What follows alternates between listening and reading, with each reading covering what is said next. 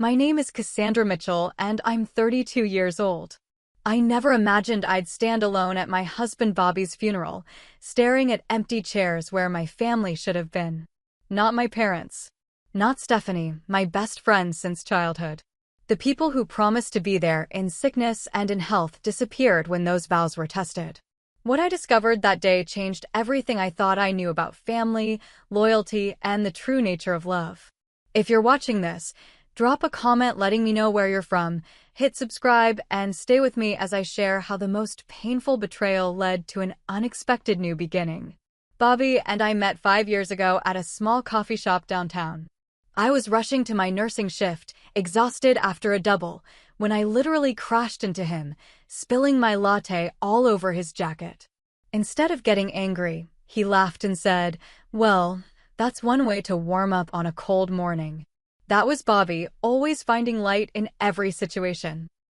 He asked for my number that day, and I surprised myself by giving it to him. There was something about his warm brown eyes and easy smile that put me at ease immediately. On our first date, we talked for hours at a tiny Italian restaurant. He told me about his work as a firefighter, how he'd wanted to help people since he was a little boy watching the fire trucks race by his window. I shared my journey to becoming a nurse, our mutual dedication to service, creating an instant bond between us. Our relationship moved quickly. Within 6 months, we were inseparable. Bobby proposed on a hike to our favorite lookout point above the city. The ring wasn't fancy, a simple solitaire that had belonged to his grandmother, but to me, it was perfect. "I don't have much," he told me, "but everything I am is yours." My parents weren't thrilled when I called to tell them the news. My mother's first question was about Bobby's salary. "Firefighting isn't exactly a lucrative career, Cassandra," she said with that disapproving tone I knew too well. My father was more direct. "You could do better." They'd always expected me to marry someone with prestige, a doctor from the hospital where I worked, maybe, or a lawyer. Someone who could provide the kind of lifestyle they thought I deserved. But Bobby provided something much more valuable: unconditional love and support. He cheered me on through my certification for critical care nursing, surprising me with study materials and bringing me dinner during long nights of preparation. He made me laugh even on my worst days. Stephanie, on the other hand, seemed supportive at first. She was my maid of honor at our small wedding ceremony, though she did comment that she was surprised I'd chosen such a modest venue when my parents had offered to pay for something more extravagant. What she didn't understand was that Bobby and I wanted something intimate that reflected who we were, not my parents' idea of an appropriate social statement. After the wedding, we bought a small craftsman-style house that needed work but had the perfect front porch where Bobby promised we'd grow old together, drinking coffee and watching the neighborhood change. We spent weekends painting walls and refinishing floors, turning that house into our home one project at a time. We talked about having children someday, but wanted to enjoy being newlyweds first. Bobby would come home from his shifts at the firehouse with stories that had me alternating between laughter and tears. I'd share the small victories and heartbreaks from my shifts in the ICU. We understood each other's work in a way many couples don't: the irregular hours, the emotional toll, the way you carry some patients and their families with you forever. My parents maintained a polite but cool relationship with Bobby. They'd invite us to dinner occasionally, but conversation was stilted and formal. Bobby always tried so hard, bringing thoughtful gifts and asking genuine questions about their interests, but they never fully opened up to him. Stephanie visited often in those early days, though she always seemed to make subtle comments about our modest lifestyle or Bobby's dangerous job. It was during our second year of marriage that I first noticed something was wrong. Bobby started getting headaches, not just ordinary ones, but intense pain that would sometimes wake him in the night. He dismissed them as stress or dehydration, typical of Bobby to downplay anything that might worry me. But then came the day he called from work, his speech slightly slurred, saying he felt a little off and was coming home early. It was so unlike him to leave a shift that I knew something was seriously wrong. As the headaches worsened, he finally agreed to see a doctor. Even then, he joked on the way to the appointment, "It's probably just all those spicy wings catching up with me." That was the last normal day we had before everything changed. before our vows of in sickness and in health were truly put to the test. I was organizing supplies in the medication room during my shift when my phone buzzed with a call from Bobby's captain. My heart dropped. Calls from the firehouse during the day usually meant something had happened on a call. Cassandra, it's Captain Miller. Bobby collapsed during morning checks. The paramedics are taking him to Mercy General right now. I don't remember dropping the tray of medications. I don't remember my supervisor telling me to go. The next clear memory I have is running through the emergency room doors, still in my scrubs, frantically searching for my husband. They had already taken him for a CT scan by the time I arrived. I paced the waiting room, calling my parents and Stephanie, leaving increasingly desperate voicemails. Stephanie called back first, promising to come right away. My parents eventually texted that they were tied up with an important dinner, but sending prayers. When the neurologist finally came to speak with me, her expression told me everything before she said a word. The scan showed a large mass in Bobby's brain, a glioblastoma, grade 4. The most aggressive type of brain cancer. Terminal. With treatment, we're looking at maybe 12 to 15 months, she said gently. I'm so sorry. The room spun around me. 12 to 15 months. Less than the time we'd spent renovating our kitchen. Less than the time we'd been married. Not even enough time to have the children we'd talked about. I felt Stephanie's arm around my shoulders as I collapsed into a chair, but her comfort felt distant, as if happening to someone else. Bobby took the news with characteristic bravery. When I was finally allowed to see him, his first words were, "Hey beautiful, don't look so worried. We've got this." Even with surgical staples in his head from the biopsy, he was trying to comfort me.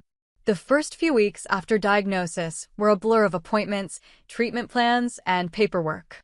Radiation, chemotherapy, experimental protocols, second opinions. Bobby approached each with determination, researching options and asking intelligent questions that impressed his medical team. Stephanie initially stepped up, bringing homemade meals that filled our freezer and sitting with Bobby so I could shower or nap. That's what best friends do, she said, hugging me tightly. You'd do the same for me. My parents made one awkward visit to the hospital, my mother flinching visibly at Bobby's surgical scars and my father immediately bringing up practical matters, insurance coverage, disability benefits, our mortgage. Have you considered how you'll manage financially? He asked, not unkindly but with the pragmatic focus that characterized his approach to every crisis. You might need to sell the house if this goes on too long. Bobby, even in his weakened state, reached for my hand. We've got good insurance through the department, he said firmly. And I've always been careful with our savings. Cassandra won't have to worry about that. I took a leave of absence from the hospital, using my accumulated vacation time and family medical leave to become Bobby's full-time caregiver. Our living room transformed into a medical space, a hospital bed, oxygen tanks, medication schedules posted on the refrigerator. I learned to administer his treatments, manage his increasing symptoms, and translate medical jargon for our friends and family. The radiation made him violently ill. The steroids to reduce brain swelling caused his face and body to bloat until he barely resembled the strong, vital man I'd married. Through it all, he remained unfailingly kind, apologizing when he couldn't make it to the bathroom in time or when pain made him short-tempered. You shouldn't have to do this, he said one night as I changed his sheets for the third time. You should be out living your life, not playing nurse to a dying man. I climbed carefully into bed beside him, mindful of his 4 lines. This is exactly where I want to be, I told him, and I meant it with every fiber of my being. For better or worse, remember? The financial strains soon became evident, even with insurance. The copays, specialized medications not covered by our plan, and adaptive equipment added up quickly. Bobby's firefighter brotherhood organized fundraisers, but the expenses seemed endless. When Stephanie noticed me calculating costs at the kitchen table one evening, she offered to lend us money. I got that bonus last month, she said. Let me help. You can pay me back when things settle down. Grateful and exhausted, I accepted her offer of $3,000, which helped cover a special mattress to prevent pressure sores and some out-of-network consultation fees. It was the first time in our friendship I'd ever borrowed money from her, and something about it made me uncomfortable, though I couldn't articulate why at the time. As weeks turned into months, I noticed a subtle shift. Stephanie's daily visits became every few days, then weekly. Her texts were increasingly filled with excuses, work stress, car trouble, family obligations. My parents called occasionally, always asking about practical matters rather than how we were coping emotionally. 6 months into Bobby's treatment, we received the news we'd been dreading. The tumor was growing despite everything. His oncologist recommended a different chemotherapy protocol, but her eyes held little hope. Bobby remained determined to fight, but I could see the realization in his eyes that we were running out of options. That night, as he slept fitfully beside me, I allowed myself to weep silently for the future we were losing. For the children we would never have. For the anniversaries we wouldn't celebrate. For the growing old together that had been stolen from us. What I didn't yet understand was that cancer wasn't the only thing I was about to lose. The true betrayal was just beginning. As Bobby's condition worsened, the circle of people around us grew smaller. The steady stream of visitors from the firehouse continued, his colleagues bringing food, cutting our grass, fixing things around the house, but our personal relationships began to fray. I first noticed something was off when I borrowed Stephanie's phone to call the pharmacy while mine was charging. A text notification from my mother popped up. "Have you talked to Cassandra about what we discussed? Time is running out." My finger hovered over the message, a sick feeling growing in my stomach. I returned the phone without opening it, telling myself it was probably about a surprise to cheer us up or some practical help they were organizing. But a week later, I overheard a conversation that shattered that comforting illusion. Stephanie had stepped onto our back porch to take a call, not realizing the window was cracked open. "I've tried bringing it up," she was saying in a hushed voice, "but it's never the right time. She's completely devoted to him." No, I don't think she's thinking clearly about the future at all. Yes, I agree she needs to start making plans for after. After. The word hung in the air like a physical presence. After Bobby died.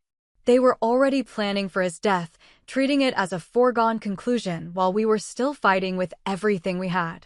That night, after giving Bobby his evening medications and making sure he was comfortable, I checked our joint bank account. Bobby's savings, money he'd been putting away since before we met, had dwindled significantly.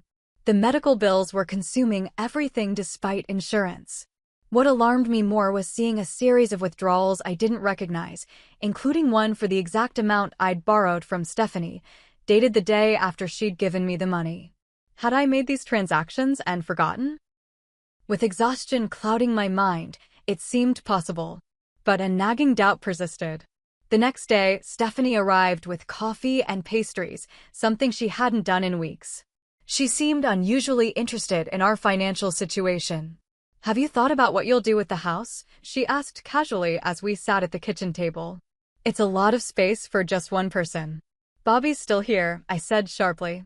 "We're not having this conversation." She backpedaled quickly. "Of course. I just meant eventually, practical considerations. Your parents mentioned you might move back home for a while after." There it was again. After. And now I knew my parents were indeed involved in whatever discussions were happening behind my back. "My parents mentioned?" I echoed. "When exactly are you discussing me with my parents?" She flushed. "We're all concerned about you, Cass. We want to make sure you're taken care of if things don't go well." 2 days later, I found an envelope of cash missing from Bobby's desk drawer, money his fire department colleagues had collected to help with expenses. When I mentioned it to Stephanie, she suggested I might have misplaced it or used it without remembering. "Caregiver fatigue is real," she said with a sympathetic smile that didn't quite reach her eyes. "You're exhausted. Maybe it's time to consider a care facility for Bobby. The insurance might cover it, and you could get your life back." Get my life back. As if my life with Bobby, even in his illness, was something to escape from rather than the most important thing in my world. That evening, Bobby noticed my distraction as I helped him with dinner. Even with his cognitive abilities declining, he remained perceptive about my emotions. "What's going on in that beautiful mind?" he asked, his speech slightly slurred from the tumor's pressure on his brain. I couldn't burden him with my suspicions. The idea that people we trusted might be taking advantage of our situation was too painful to voice. Instead, I told him a partial truth. I'm just noticing that some people aren't handling your illness well. They're pulling away. Bobby nodded slowly. People get scared when they can't fix something. It reminds them of their own mortality. He squeezed my hand with what little strength he had left. But you stayed. You're all I need, Cassandra. The betrayals continued to accumulate in small ways. My mother called to suggest I set aside any valuable items in the house for safekeeping before Bobby required live-in nursing care. Stephanie borrowed my car for a weekend and returned it with an empty tank. A check from Bobby's union benefit fund arrived and mysteriously disappeared from our mail pile during one of Stephanie's visits. 8 months after Bobby's diagnosis, I finally confronted Stephanie directly. She'd canceled 3 consecutive visits, each with increasingly elaborate excuses. When she finally appeared on our doorstep with a flimsy explanation about car trouble, I invited her into the kitchen while Bobby napped. I need to ask you something, I said, setting down 2 cups of coffee. The money you lent us. Did you take it back from our account? Her expression flickered between surprise and guilt before settling into practiced concern. Cassandra, what are you talking about? Why would I do that? Because the exact amount was withdrawn the next day, and I didn't make that withdrawal. She reached across the table for my hand, which I pulled away. Honey, you're not thinking clearly. The stress is getting to you. Maybe you used it for one of Bobby's treatments and forgot. It happens. And the envelope of cash that went missing? And the benefit check? Did I forget about those too? Stephanie's face hardened slightly. Are you accusing me of stealing from you? After everything I've done to help. Before I could respond, we heard Bobby calling weakly from the bedroom. As I rose to go to him, Stephanie gathered her purse. I think we both need some space, she said. Call me when you're feeling more yourself. She didn't visit again for 3 weeks. By then, Bobby's lucid moments had become rare treasures. The tumor was pressing on critical areas of his brain, affecting his speech, mobility, and sometimes his recognition of people. But in his clear moments, his love remained steadfast. He would look at me with those same warm brown eyes that had captivated me in the coffee shop and whisper, "Still the best thing that ever happened to me." My isolation grew as friends from work stopped checking in, their discomfort with prolonged illness creating an invisible barrier. My parents called less frequently, their questions always centering around practical matters rather than emotional support. And Stephanie, when she did appear, seemed to be inventorying our possessions with her eyes, as if already deciding what might be of value. What they didn't understand, what they couldn't comprehend, was that despite everything, I wouldn't have traded a single day with Bobby. Even in the worst moments, his courage and kindness shone through. The way he apologized when he couldn't remember a word. How he still tried to make me laugh with jokes he struggled to deliver.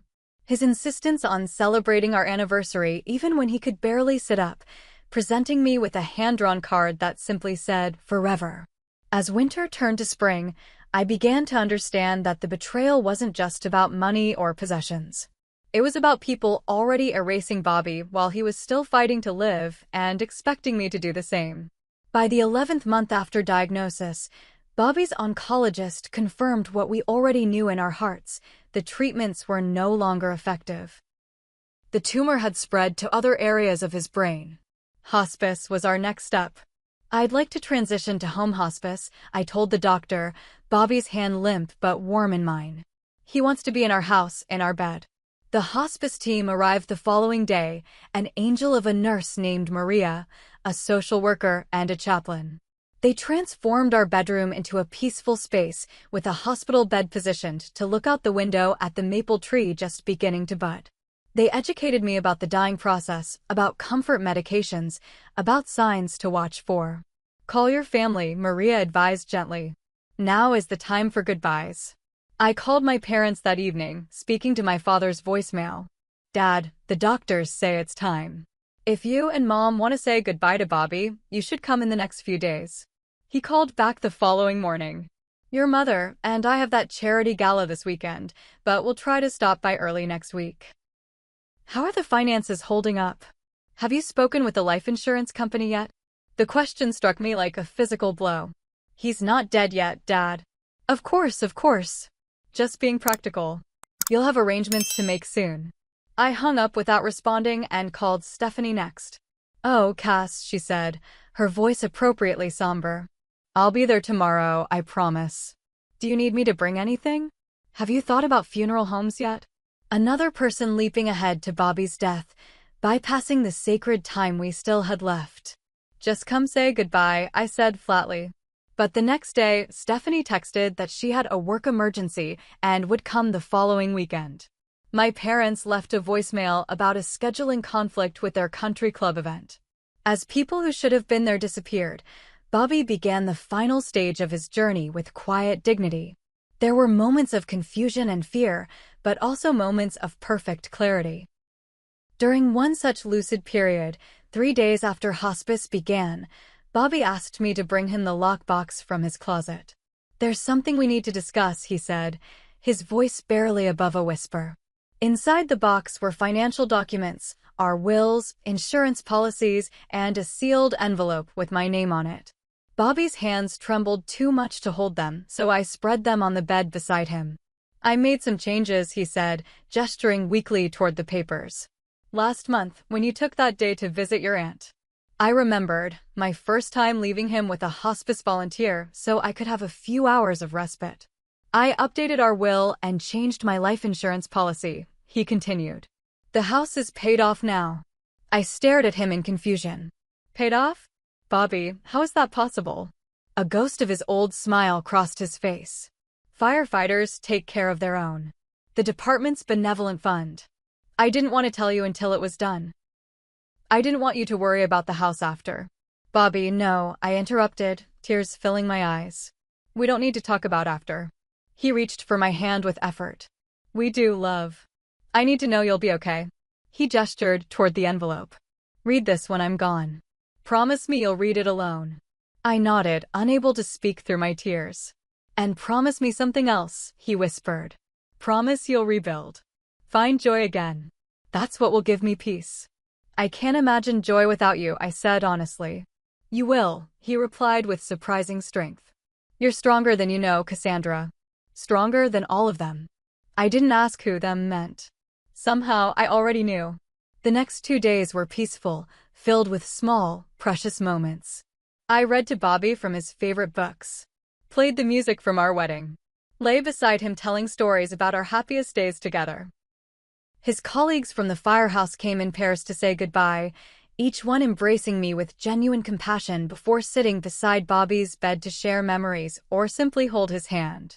Bobby slipped away at sunrise on a Tuesday morning. One moment he was there, his labored breathing filling the quiet room, and the next moment he was gone. I was holding his hand, telling him about the cardinal that had just landed on our windowsill, his favorite bird. Maria, the hospice nurse, arrived shortly after I called. She helped me wash his body one final time, an ancient act of love and respect. When the funeral home staff arrived, I kissed his forehead and whispered, "Thank you for loving me." In the terrible silence that followed, I called my parents and Stephanie. My mother answered, her voice controlled. "Oh, Cassandra. I'm so sorry. Your father and I will help with arrangements. Have you called the insurance company?" "Not yet, Mom. He just died an hour ago." "Of course, dear. But these matters need prompt attention. We'll come by this afternoon." Stephanie's response was similarly focused. "I'll be right over. Do you have the policy information? I can help you make calls." Instead of accepting their offers, I called Bobby's captain, who arrived within 30 minutes. He sat with me at the kitchen table, helped me make necessary calls, and asked what Bobby had wanted for his funeral. "A firefighter's service," I said. "At the oak tree in Memorial Park where we used to picnic." The department chaplain helped me arrange everything. Bobby's colleagues created a beautiful service with traditions honoring fallen firefighters, a ceremonial bell, a final radio call, his boots and helmet displayed at the front. The funeral home provided chairs for 50 people. I reserved seats in the front row for my parents and Stephanie. That evening, alone in our house for the first time, I opened the envelope Bobby had left for me. Inside was a letter and additional documents. My dearest Cassandra, it began in Bobby's careful handwriting. If you're reading this, I've gone ahead of you, which was always my greatest fear. Not death itself, but leaving you alone. But you won't be alone for long. You have too much love to give and too bright a spirit to remain solitary. There are things I need to tell you that I couldn't say while I was still with you. I've been concerned about your parents and Stephanie for some time. When I was first diagnosed, I overheard a conversation between your mother and Stephanie about my life insurance policy, a conversation they shouldn't have been having. I found Stephanie looking through our financial papers one day when you were napping. And the missing money you mentioned, I saw her take the envelope from my desk when she thought I was asleep. I didn't tell you because you needed their support, and I hoped I was mistaken. But as time passed, I became certain they were positioning themselves to benefit from my death. That's why I made changes to protect you. The house is now paid in full.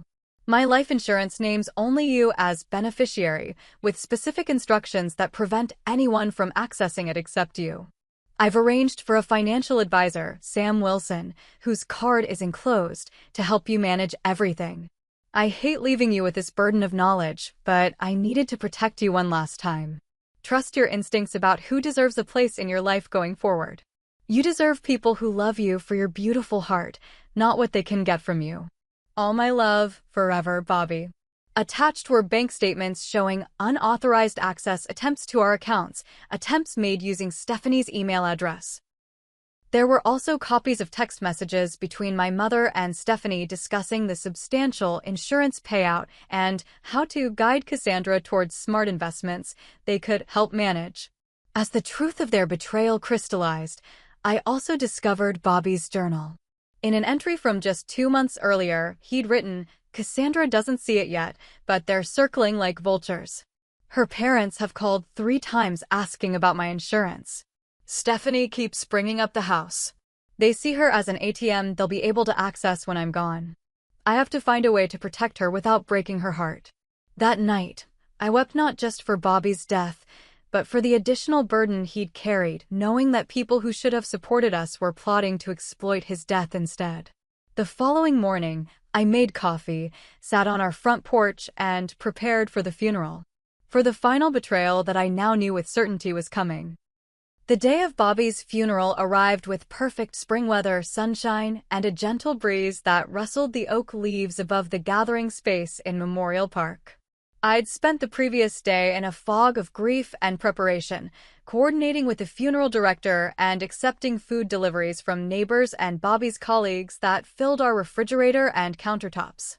I chose a simple black dress that Bobby had always liked, the pearl earrings he'd given me for our first anniversary, and his wedding ring on a chain around my neck. The funeral director, Mr. Patterson, picked me up promptly at 9:30 a.m., his kind eyes assessing my emotional state. "Are any family members riding with you in the family car?" he asked gently. "No," I replied. "They'll meet us there." At least, that was what I'd been told. My parents had called the previous evening with assurances they'd arrive early to help greet people. Stephanie had texted a simple, "See you tomorrow. Stay strong." We arrived at the park 30 minutes before the service. Firefighters in dress uniforms were already setting up, arranging Bobby's helmet, boots, and uniform jacket on a display table covered with a ceremonial flag. Captain Miller approached me immediately, enveloping me in a bear-like hug. "We're all here for you," he said, his voice rough with emotion. "Whatever you need, today or any day." As the designated start time approached, I kept glancing toward the parking lot, watching for my parents' silver Mercedes or Stephanie's red hatchback.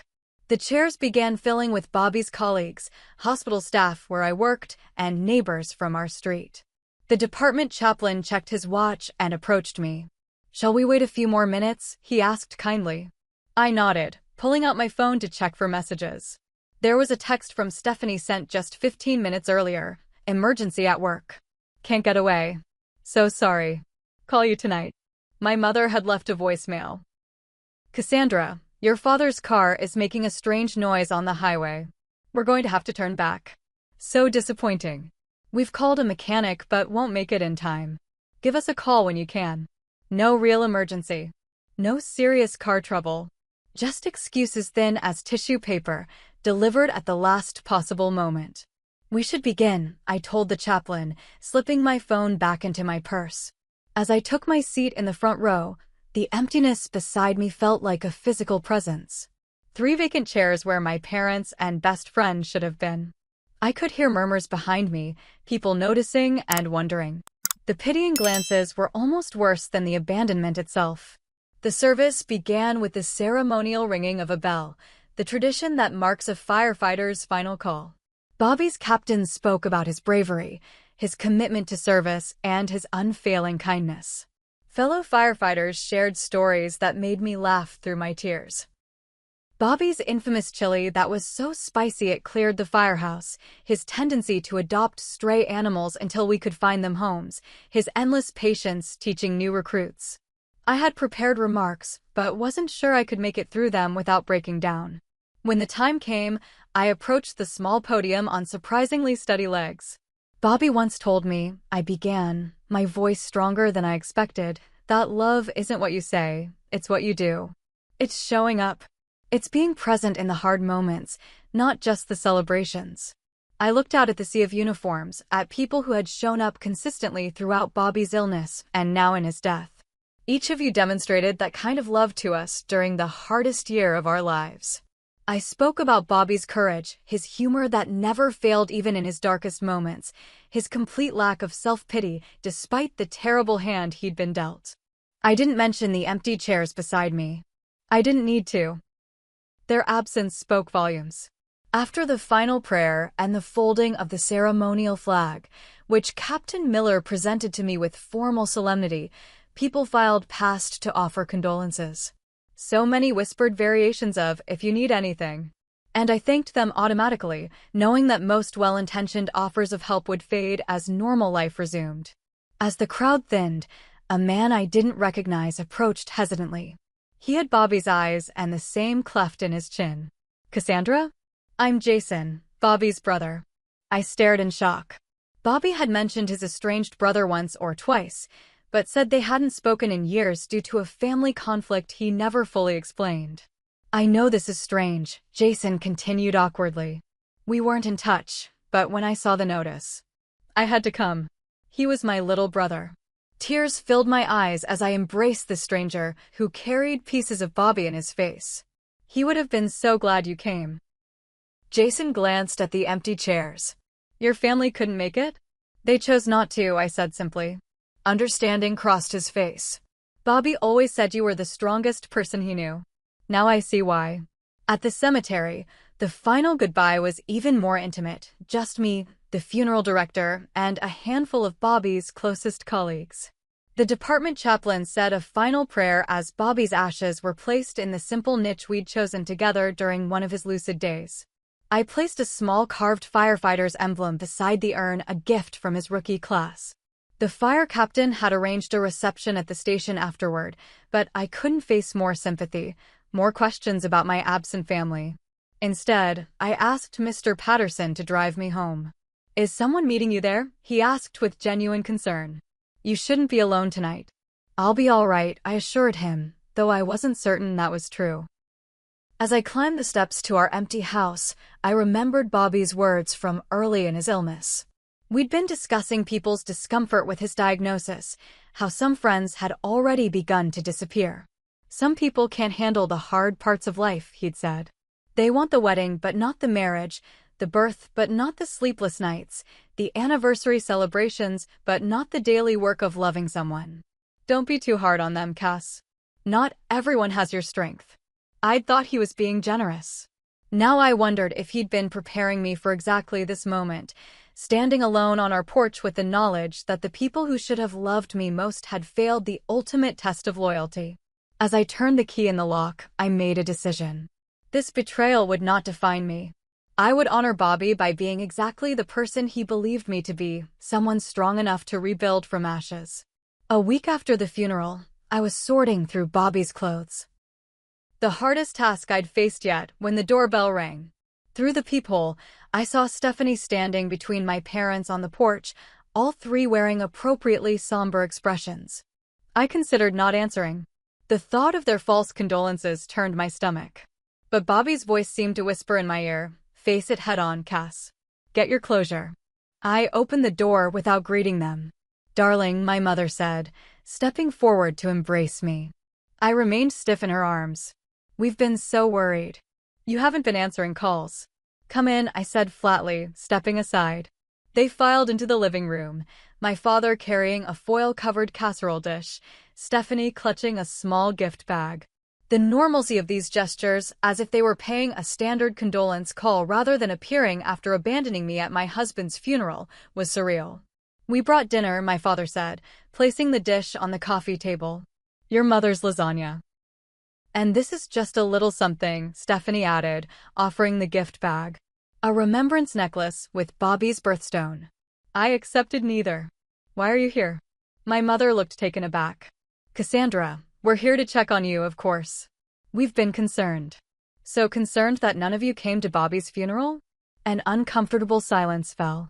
My father cleared his throat. "That was unfortunate. Car trouble, as your mother explained." "Don't," I interrupted. "Don't insult me with more lies." Stephanie stepped forward, her expression earnest. "Cass, I really did have a work emergency. My boss wouldn't let me leave." I felt terrible. Terrible enough to text rather than call? 15 minutes before the service.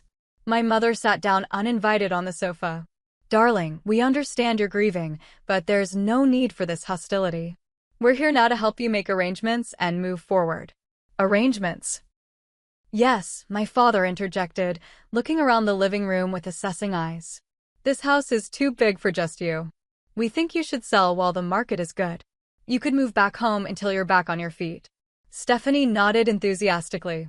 "And I've been researching financial advisors for when the insurance settlement comes through. There are some great investment opportunities that could really grow Bobby's legacy." There it was, the real purpose of their visit laid bare. Not to comfort me, but to position themselves to benefit from Bobby's death. "When were you planning to discuss the insurance with me?" I asked quietly. "Before or after you pretended to care about how I'm doing?" Stephanie glanced at my parents nervously. "We just want to help you make good decisions. Grief can cloud judgment." My father leaned forward. "Have you filed the claim yet? These companies can drag their feet if you don't stay on top of them." "Actually," I said, walking to Bobby's desk and removing a folder, "I have some questions for all of you first." I spread out copies of the documents Bobby had left me, the bank records showing Stephanie's attempts to access our accounts, the text messages between her and my parents discussing how to manage my expected inheritance. "Would you like to explain these?" The color drained from Stephanie's face. My mother's mouth opened and closed without sound. My father recovered first. "Where did you get these? Have you been spying on us?" "Bobby found them. He knew what you were doing." "That's absurd," my mother protested. "We were only trying to protect you. That husband of yours was making questionable financial decisions during his illness. The medication affected his thinking. Bobby was more clear-headed on his worst day than you are at your best," I replied, my voice shaking with anger. "He saw exactly who you were." Stephanie began to cry, tears that might have moved me once, but now seemed as manufactured as her friendship. "Cass, you're twisting everything. We were worried about you being taken advantage of. Bobby wasn't thinking straight near the end." "Is that why you took money from his desk? To protect me?" She flinched. "I borrowed that. I was going to pay it back. And the benefit check that disappeared from our mail?" "I never touched any check," she protested, but her eyes started away. My father stood abruptly. "This is ridiculous. We came here to help you, and you're treating us like criminals." "That firefighter filled your head with paranoid nonsense." "That firefighter," I said, my voice deadly calm, "was my husband. He protected me until his last breath, including from you." I pulled out the final document, Bobby's updated will and insurance policy. "He changed everything, you know. The house is paid off. The insurance policy names only me as beneficiary, with specific provisions preventing any transfers to family members for 5 years. My mother gasped. "He can't do that." "He did. He made sure you couldn't manipulate me when I was grieving." My father's face darkened with anger. "That's gratitude for you. After everything we've done." "What exactly have you done, Dad?" You didn't help during his illness. You didn't even come to his funeral. He was never good enough for you, my mother blurted. A firefighter? You could have married a doctor, had financial security, social standing. Instead, you tied yourself to a man with a dangerous job and a mediocre income. The truth, finally. I almost appreciated her honesty after so many lies. Bobby was worth 100 of you, I said quietly. He understood what family really means. It's not about status or money. It's about showing up. It's about love that doesn't come with conditions. Stephanie made one last attempt. Cass, you're not thinking clearly. Grief does things to people. We care about you. We just want what's best. What's best for me is never seeing any of you again, I interrupted.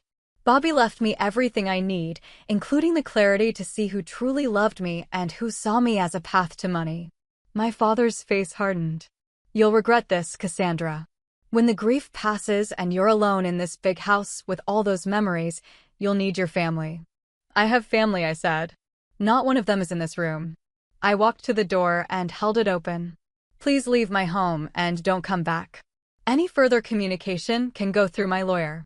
They left in stunned silence, my mother pausing at the door with tears in her eyes that might have been genuine remorse or simply the frustration of a plan thwarted. Either way, it was too late. As I closed the door behind them, a strange feeling washed over me. Not the crushing loneliness I'd expected, but something that felt remarkably like freedom. The first night after confronting my parents and Stephanie, I slept more peacefully than I had since Bobby's diagnosis. There was something clarifying about having the truth in the open, about no longer needing to make excuses for people who had never deserved my loyalty. The next morning, I woke to sunlight streaming through the bedroom window and made a decision. I would take Bobby's final gift to me, the freedom from financial worry, and use it to rebuild my life with intention. I started with small steps. I returned to work part-time in the ICU, where my colleagues welcomed me with understanding and space to heal. Many had attended Bobby's funeral and knew about my family's absence, but no one pressed for explanations.